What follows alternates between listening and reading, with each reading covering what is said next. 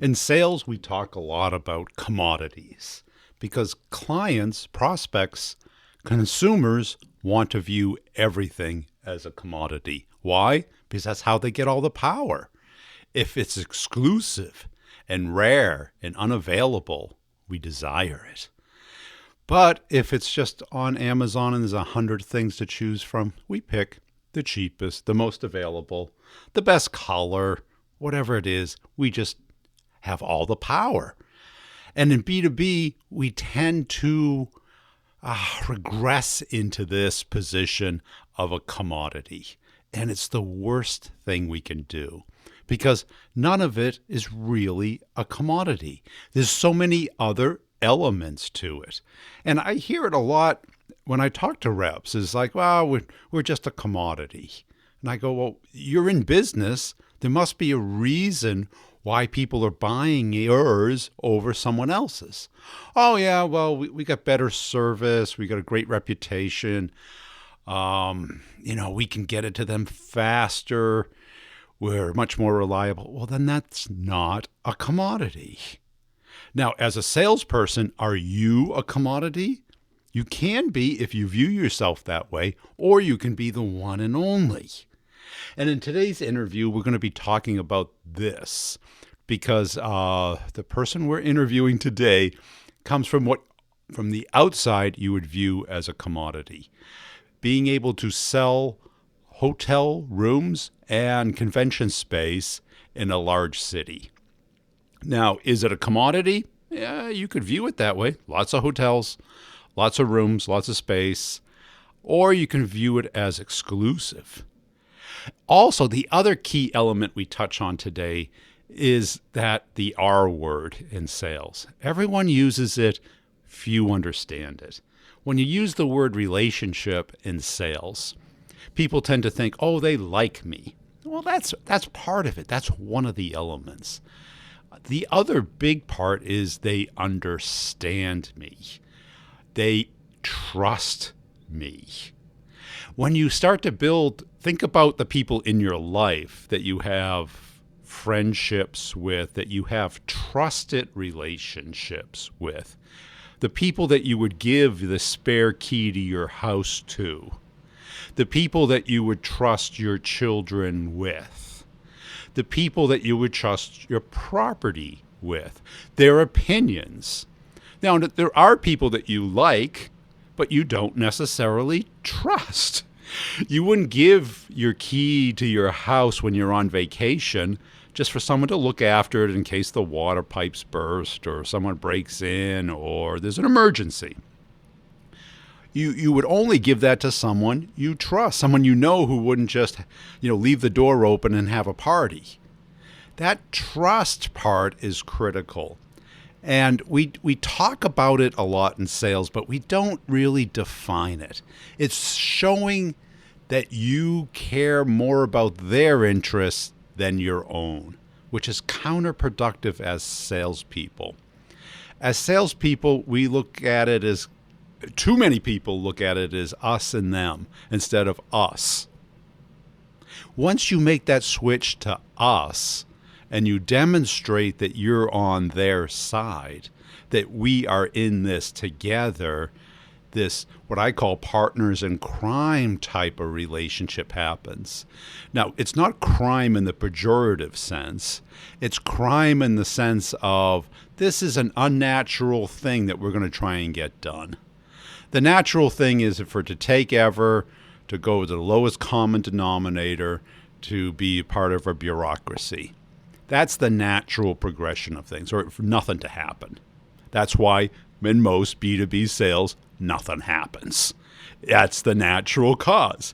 For it to change, for the company to change the way it does things, to buy things, to implement things, it is an unnatural act. And that's where I put the partner in crime, because what you have is this trusted mojo with the client that we're working together to make the company better, even if the company doesn't necessarily naturally want it. Much like a patient going to a doctor. You want to fix your leg, but you really don't want a shot. You definitely don't want an operation. You definitely don't want a cast or something until you have to. But the problem with have to is it's typically too late. So let's get into this interview. I think you're really going to like it. Make sure you're checking out the courses. The one-on-ones and the office hours, the bottom two chapters of the course, are turning out to be pure gold. And the people who get it, the people who say, it's not just a course, it's developing yourself as a better salesperson. How do you do that? Yes, learning new things is good.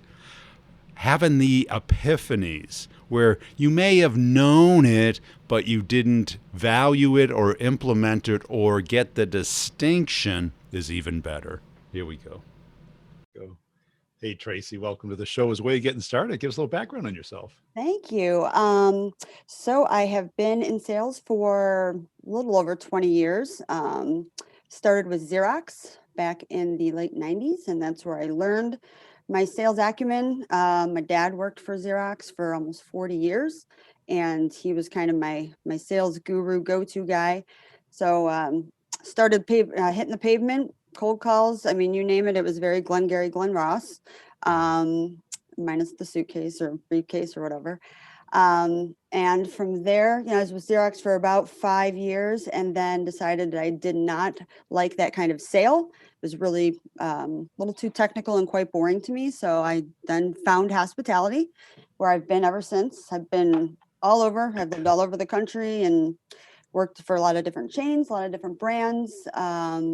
And most recently, out of COVID, lost my job in June, but was recently just rehired by Sage Hospitality, and I will be working for a local Hilton here in the Chicagoland area. Cool. And what you like about hospitality?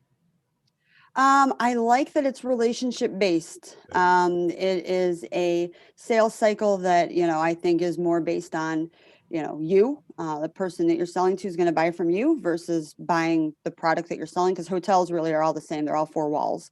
So as long as, right? I mean, so as long as, the client likes you and trusts you and ensures that, you know what you're talking about, then to me, that's more rewarding than just, pushing a product.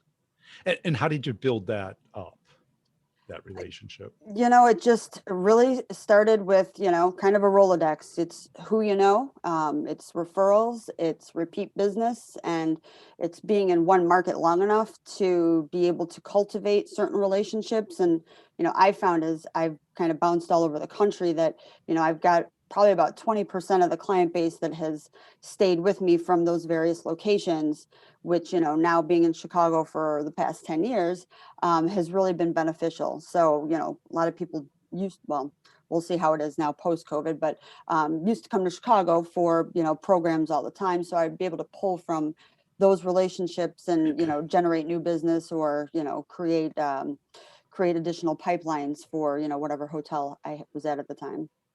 Well, I mean, it is all four walls, but the location's critical. It is. It depends on what kind of hotel you're selling. Yeah. So my background primarily downtown convention hotels, which in Chicago there are quite a few. So it depends if you want to be close to the convention center, if you want to be further away from the convention center. And if you're further away, why should we stay with you because you're further away? Why would my attendees want to, travel further? So it's, number one, knowing the client base that you're going to be selling to, and obviously knowing your product and knowing what benefits and features you have that will put you above your neighbor. And were you typically middle of the market, high end, low end? Pretty much high to mid. Yeah. So in Chicago, that kind of the high end, you have the Waldorfs and the Ritz Carltons, Park Hyatts, that sort of thing. My experiences, I've been at the Radisson Blu. These are all roughly 400 rooms and up with probably anywhere from 15 to 40,000 square feet of space. So, we can host in-house meetings as well. But most of the properties are mid to high range, 3 to 4 stars and up, and have a very specific kind of group or client that they tailor to, primarily a corporate client or Yeah. a business traveler client. So So those are the hotels that I have found myself at over the last, 10 years of being in the city. And how could you tell when you had a good match with that client? Because I'm sure they look at two or three other hotels. Sure. I have found over the years, it's really about making it personal. You don't jump out of the gate and start with, so what are your kids' names? What are your, you don't really start with that stuff. So you have to, it's really old school in the sense you have to listen. Yeah. You have to pick up on certain, you know, things that you hear, things that they say to be able to know them a little deeper. It doesn't help to do a little bit of stalking online, to be honest. You look them up on Facebook or LinkedIn or whatever, and where did they go to school? Do they have kids? So, for example, if you have a client coming into town, say they're traveling from, somewhere, another state, and they're in for a site visit or in for a program, what I've done is, if they have children, printed off pictures of their children from, whatever I found online, frame those and put them in their room.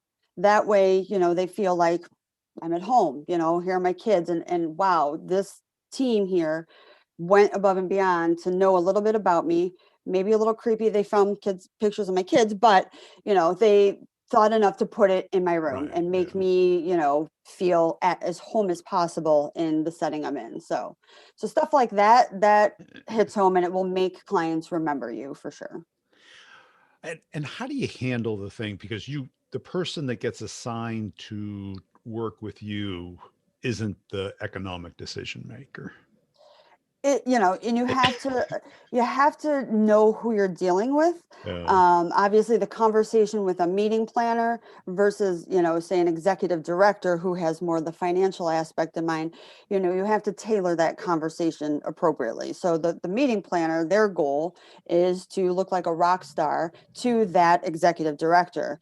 And that executive director, their goal is to retain memberships or, grow revenue, whatever the case may be. And you kind of put that spin on it. So when I'm talking to the financial person, I'm going to speak more in terms of numbers and, how is this going to increase? What kind of ROI are you going to get out of it? And why is my hotel a good component for that? Versus, the meeting planner is, my behind the scenes team. This is why they are the best, because they're going to make you look like you're the best. And how could you tell when you were, what we call column A versus column B or C? Because they're going to look at the market. They're all going to present to you like they're interested and try and negotiate, but they might have a favorite. They may be this brand or that brand, or What's key is when you have somebody that's looking at a slew of properties, and say you make the short list, so you've whittled, got yourself in that group of whittled down to 3 or 4 or whatever. A follow up was really what's important in that stage, and it's staying top of mind. So if the client went back home, let's send them something to their office. Let's, send them some Garrett's popcorn, because that's what everybody has to have when they come to Chicago is popcorn. So, we'll send them something from there. We will follow up, with a phone call, not just email, because that's to me so irritating. A phone call, make it yeah, personal, yeah, let them hear the voice. And obviously your price, I mean, if you're priced way out of the ballpark, then, but you need to know your competitive set to know where you sit within, those properties left, and why you're better. So, it's just, to me, staying top of mind. Don't, get complacent once you've made that short list and assume, oh, well, I think I'm the best, and of course I'll get chosen. Well, because that's not always the case. A lot of times you get side swiped, and you're like, what do you mean I didn't win? And then you're left wondering why. Well, because you didn't put your best foot forward. So yeah. Because you can tell if they can afford you mhm. just by going online, Yeah, pretty right? much. Yeah. Y- I mean, a lot of associations, they're nonprofit, so they don't like downtown hotels Yeah, necessarily because, in June our rates are sky high, and a lot of the properties are union, and that is a big turnoff to a lot of people. So, it's obviously, knowing your client and doing your homework on them to know, where have they been at the past? Okay, well, if you can see that they've been at, okay, they were at the Ritz, and then they were at the Gaylord, and then they were all these, high end resort. then they probably, have the budget that can accommodate. But if they were at like the Super 8 and then they, were at like the The YMCA. Yeah. wherever, right, like, the Elks Lodge, then chances are that, You're not going to go. they're not going to come to you, and they're just doing you a, courtesy by, doing the search. So, And what do you think was your strongest capability? What I call a superpower. Some people have, you can just read people. Other people get that bonding. mhm. And I can read people. It's, to me, everybody puts on one leg at a time. So at the end of the day, we are all governed by kind of the same motivating factor. To me, it's reading people. If somebody's having a bad day, I can sense it, and I'm not going to take it personal. I have developed tremendously thick skin over the years, and try them again tomorrow. Or maybe find out, why they had a bad day and try and make it better somehow. So the ability to either push forward or, pull back in sales, to me, is critical, because you don't want that used car salesman, no offense to anybody, mentality of push, push, push, and somebody's like, okay, completely turned off, and then you're done.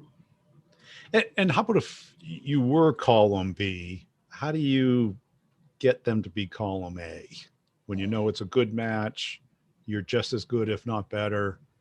I mean, literally, you pull out every stop possible. And to me, unless you've exhausted every effort and proven every point and put every, benefit to every need that they have, and, they could have a brother-in-law working at, the other property, and there's just no way you are ever going to win, but you don't know that. So at the end of the day, you have to do everything within your power, within your budget, or within your sales capability to ensure that you've done what you can to, appease the client, get the sale, try and close it. But there's some stop gaps that you're just never going to overcome, and Right. if they have strong relationships elsewhere, that's going to be one of them. And have you ever found that where you go on LinkedIn and you find out, Oh yeah. their dad is a VP at Marriott or something? Right. And you're like, okay, well, I can still do what I can, try and offer them an extraordinary amount of points, which a lot of times will sway people, because, Yeah. your VP father-in-law is not going to take you on vacation, but my points will. So, you do what you can, but, you know, some things you just can't overcome. And how about as far as I'm sure they do a site visit? Hmm.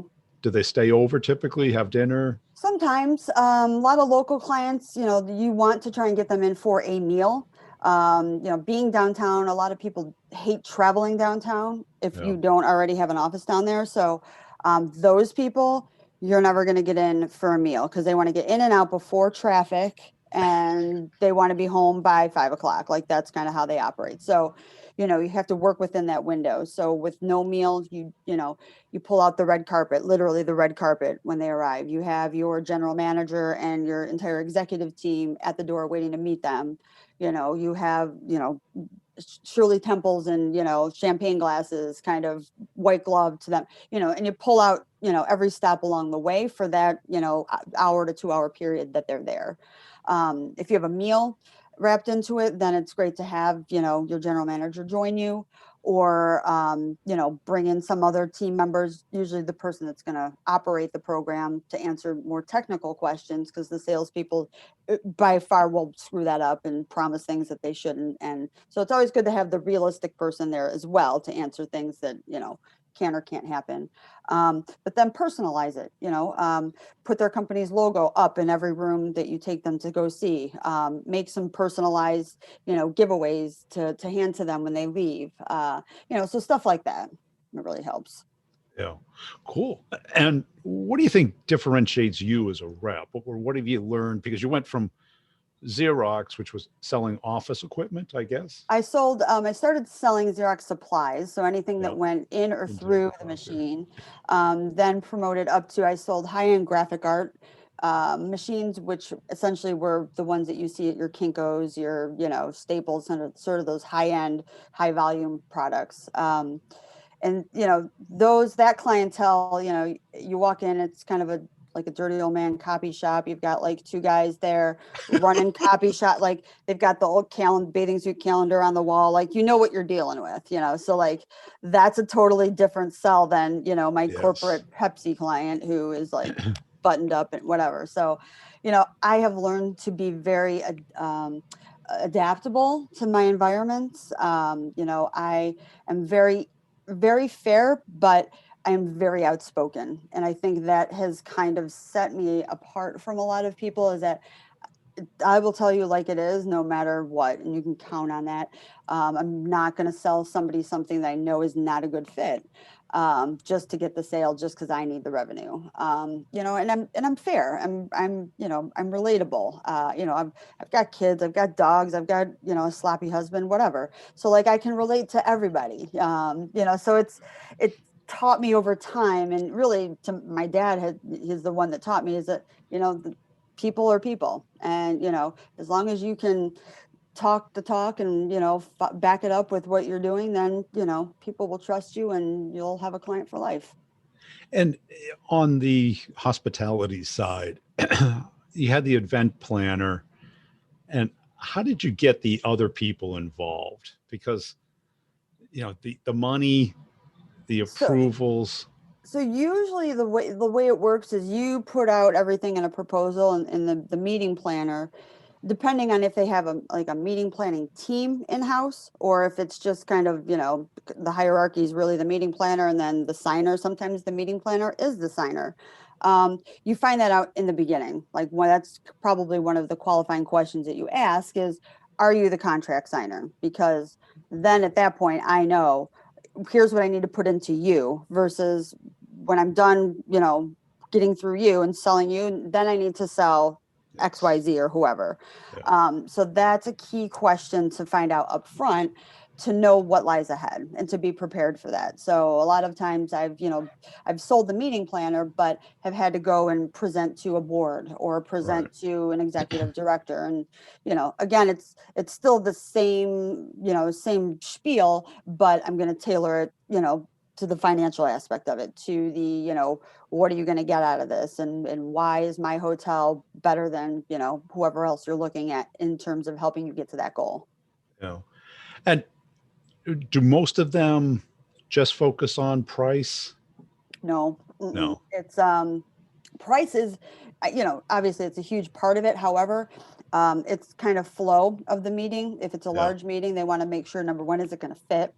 Number two, is it going to accommodate people in terms of, getting from the room where they're going to eat their meals to then the next room where they're going to have their meetings, in a very seamless fashion. They don't Right. want people going up and down elevators and all over, so you want to make sure that the meeting has a nice flow. They want to make sure their audio visual is not going to crap out on them in the middle of everything, because that's disastrous. And they want to make sure the food's good. So if you can ensure those components, then, from a meeting planner's perspective, that's, those are their hot buttons, and that's what will make or break them.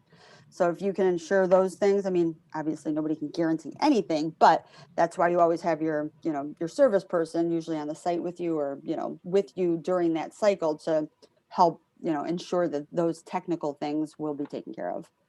And I guess there's probably two different financial strategies. One, you start high and chip away, Mhm. or you start low and chip up.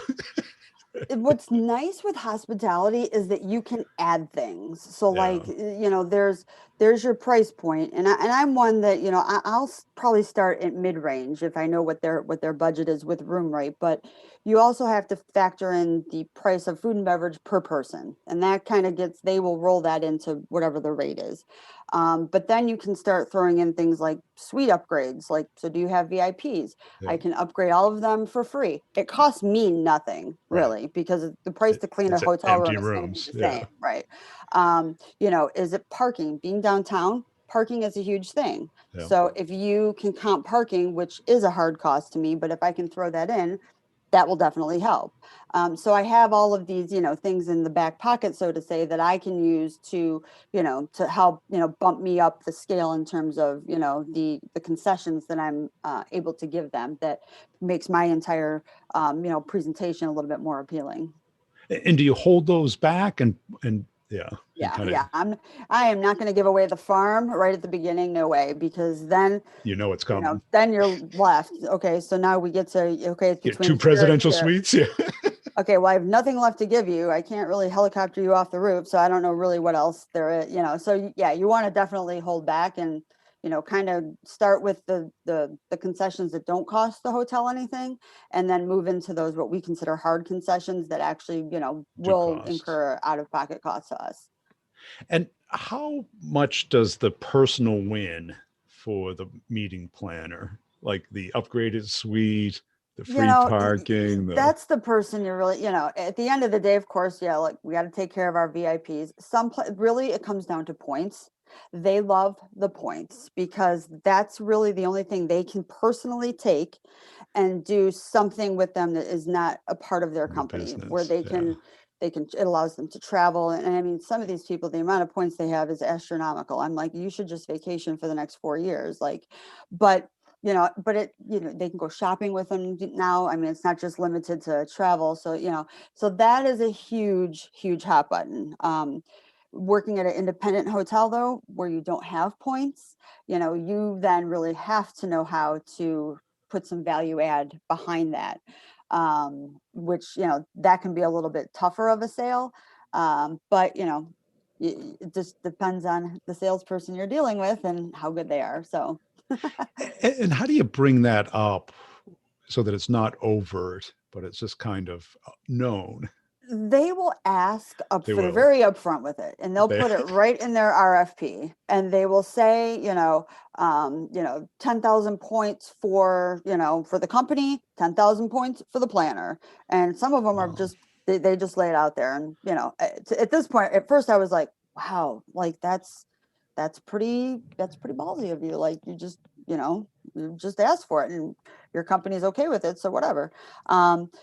But then some of them don't, and then that's when you have to, that's during Hint. your sales, what's important to you, and Yeah. then they'll tell you. And if that's one of the things, then that usually will be the first thing out of their mouth.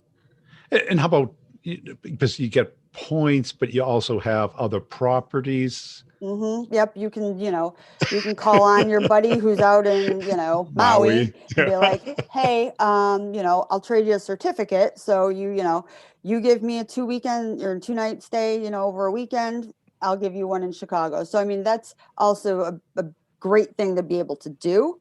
And that's why you don't burn bridges, because you never know who you're going to need, when you're going to need them, or for what reason. So to be able to call on, your colleagues in that manner is, to me, it's invaluable. And I got to believe that prioritizing these opportunities must be a challenge, because I'm sure you get high seasons Yeah. probably at the beginning of the year with all the kickoff meetings and trade Yeah. shows and stuff. It's, in Chicago, in particular, it's, there's convention season.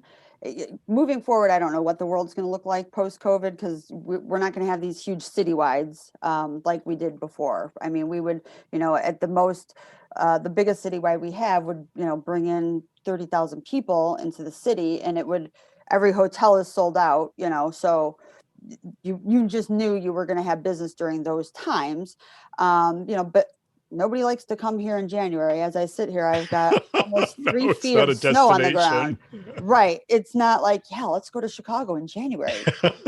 Nobody says that ever. So like if you see an RFP come across for a January, February, that's when that's when everybody, piles on, because that is invaluable business, because it just doesn't happen. And a lot of the hotels sit dead during those months. So you want to make sure that you can have your staff working too, because if I'm not selling, then my housekeeping team isn't working, my banquets team isn't working, all these people aren't working. So Right. I take that as personally, I don't want to see these folks, not work until, the busy season. I want to keep everybody employed all year long. So it's as good as the salesperson behind it. You don't get every RFP, and sometimes, it goes to somebody else. You can offer suggestions, but they're not always followed, and, you win some, you lose some. And do you get unsolicited RFPs that are blind, where you've never heard of the people? Oh yeah. Yeah. We get them. I mean, there's so many avenues that planners can now send RFPs in There's a lot of platforms that we use, online. A lot of the chains have global sales teams that Yeah. funnel in leads to us. And there is a certain amount of cold calling and prospecting that is required. And to me, that's where you find the business, because those are the people that have never been there or haven't been there in 10 plus years. And that's the new business. Like, that's where you're gonna, make up that differentiating factor is, all those little crumbs, well, they make bread at some point. And every team that I've had, they always roll their eyes at me when I say that, but it's true. It's I true. mean, crumbs make bread. And if you have, 50 programs, they're going to equal up to something. So, you never know. You just have to pick up the phone and call. And is that one of your I don't know, trade secrets, but one of your magic formulas? It's one of my that is like my sales. I'm gonna say passion, because that's kind of weird, but like I like to prospect. Like, I love it. I find it entertaining. I find people humorous. I love getting hung up on. Like, I laugh. It's just it's. I mean, nobody really hangs up these days, but they can be rude. But you never know what you're gonna find, and you don't know that you could pick up who on the other end of that phone could be your next $3 million a year client. You don't Well, know. that's it. Because I got to believe, their job is kind of either real busy or not busy. Right. Exactly. And if Exactly. it's not busy, they probably want to talk about what's going on in the market. Exactly. And if you can start your call off in the first, 20 seconds of some kind of value add to Yeah. them, then even if they're busy, they'll be like, okay, give me a second. Or if you can say, hey, so and so at wherever, like, warm lead yourself into it, well, they're not going to be rude to somebody because you might have a common person in common. And so they'll listen to you. So it's just also a matter of knowing how to hook them in the first, couple seconds of that call. And that's it, because a lot of it's planting seeds Right. as Right. opposed to looking for live, urgent demand. Right. That way, maybe 2 weeks down the line, they have your name scribbled down on that piece of paper, Yeah. and they get a need for something, and they're like, oh yeah, well, I remember that she called me, and let's give her a call, see what they have to, so you just never know until you try.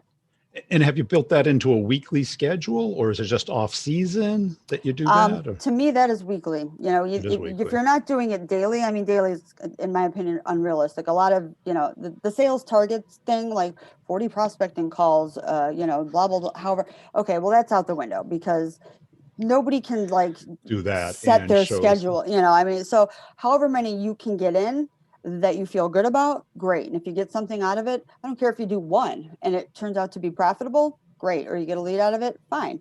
But I think it should be done weekly. I mean, maybe 1 to 2 days if you can, but if not, at least a half a day once a week. Yeah. And what kind of, or what, how do you coach junior reps when they come in to be successful doing this? Well, it's first teaching them that it's okay to pick up that little thing with the 9 numbers on it. And, like, it's not just something you call for room service. Like, it's a very different mentality, because they rely so much on everything being Email. online and Yeah. social media. And, well, I'm just going to send her a DM through my PM with my IM. And I'm like, I don't even know what you just said. Like, can't you just call them or go see them? So, like, it's really getting down to 101 type selling. And I've it's gotten to the point where I've had a rep who never went out on a sales call. Like, and I was a task force DOS at the time, so it really wasn't my team per se, but I said, you know what, take this RFP that we're working on. We took it, we went out, we bought a tray of cookies. Nobody's turning you away if you show up with food in your hand, I assure Go you. figure. Yeah. So we had a big old plate of cookies, and we went over to the client's building, which was like 2 minutes away. And they're like, well, we don't have an appointment. I said, I don't care. I said, we're going to walk in, we're smiling, we're nicely dressed, and we have food. Okay. So, like, we walked in, left our business, and, like, and I didn't do the talking. I said, you're doing the talking when we walk in. And she was like white. Like, I swear to God, I thought she was going to pass out. But we walked in, and she handled it like a rock star. And we walked out, and she's like, that was awesome. And I'm like, why haven't you done that ever? Like, I don't understand. She's like, nobody showed us how. And that's what's scary, is that is not being taught into salespeople today, is how to talk to people, just like they don't teach people how to write cursive anymore. I don't even understand that. So like, it's very simple. You look somebody in the eye, have a conversation about whatever it is that you need to, and great. And now you've met. Now we have a personal connection. So Yes. yeah. So it's challenging at times because the generate, and I feel like I'm dating myself, but truly the generation, probably the next two below me, it's, that's just what they know. So it's getting them to Well, get out of that comfort zone. plus because the meeting planners probably aren't in that generation. They're probably a little older. Yeah. They're in, I'd say my generation plus maybe 1.5 minus about 1.5. So it's like, Yeah. so It's all some of over the them, map. it is. So some of them are like, I only want to email, and that's fine. Some people are Yeah. just, they don't want to deal with people, whatever.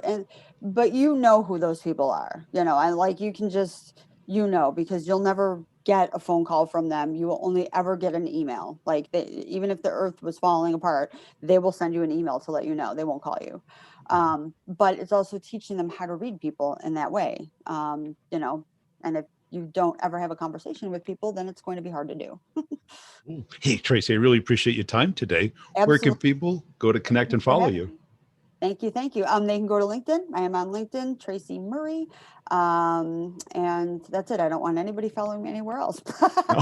Oh, we'll Just find you. kidding. They'll find me, I'm sure. What you also hear when you talk to the very best salespeople is that there is a process, a step-by-step systematic habit of how they guide their prospects through the system, through their process.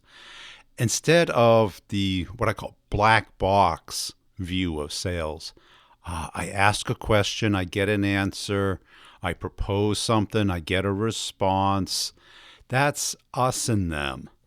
Once you get to us, everything becomes simpler. And too many people are trying to just automate the black box. The problem is the black box is transactional, not transformational.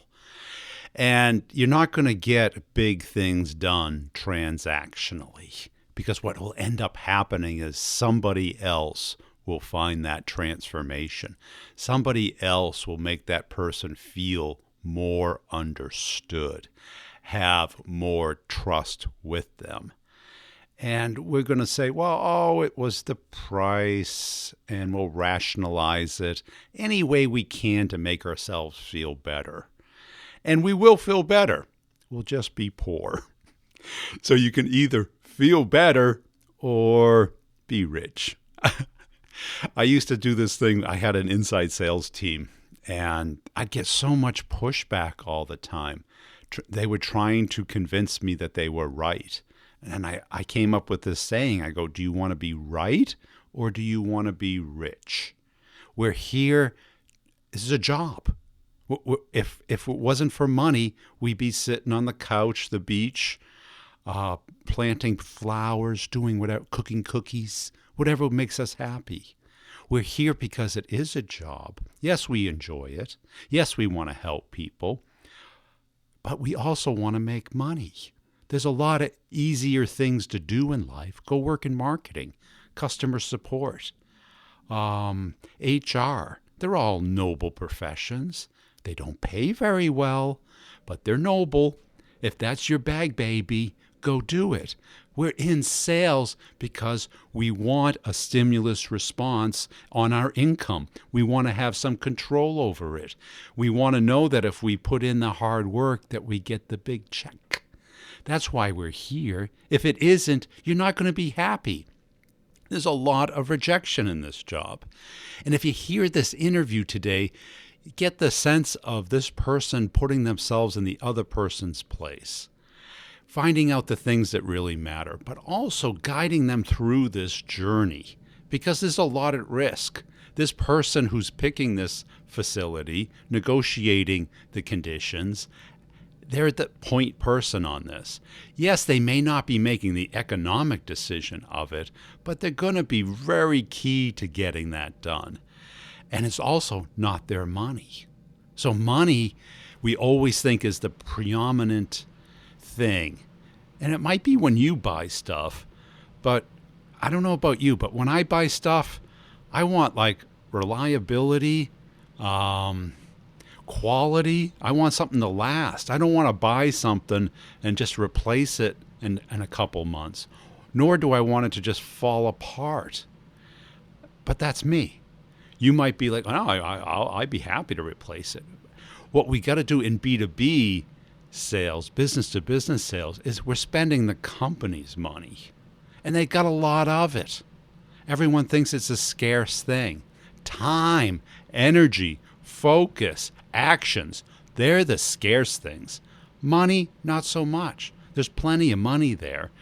But the change, the implementation, the expediting of getting it done, not so much.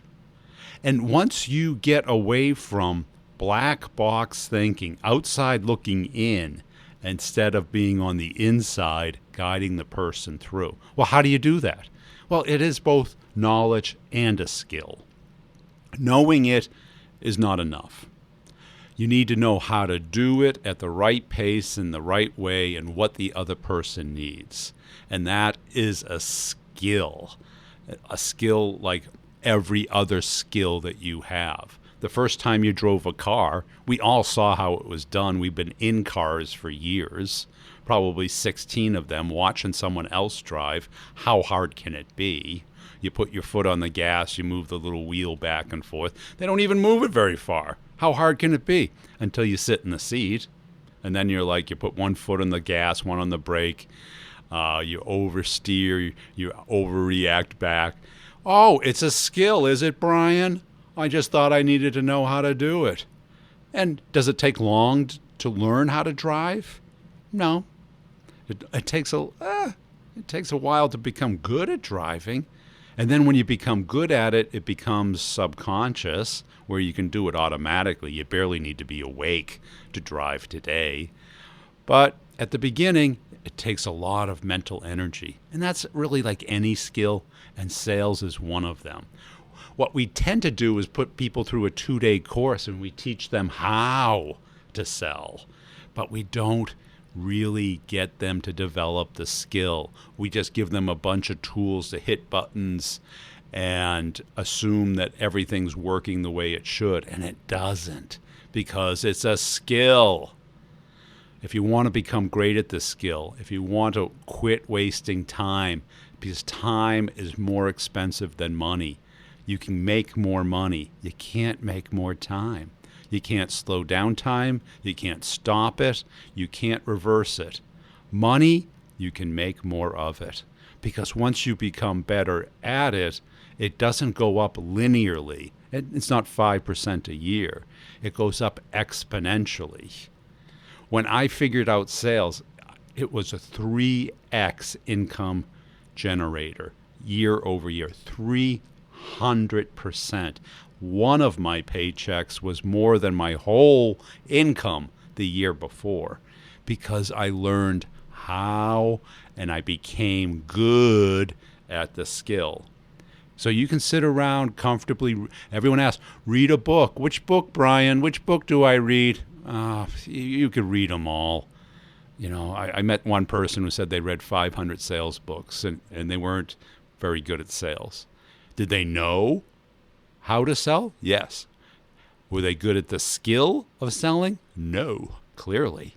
So if you want to become good at the skill, you have to treat it like a skill, not like a test or a knowledge course that you take in college. It has to be something that you practice every day, something that you look for a distinction, something that you take feedback on, things that you practice and think through every single day.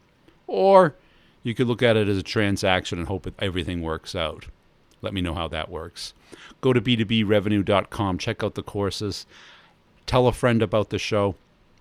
And if you want to make money, you got to learn the skill of selling, not just the knowledge of it. We'll see you next time.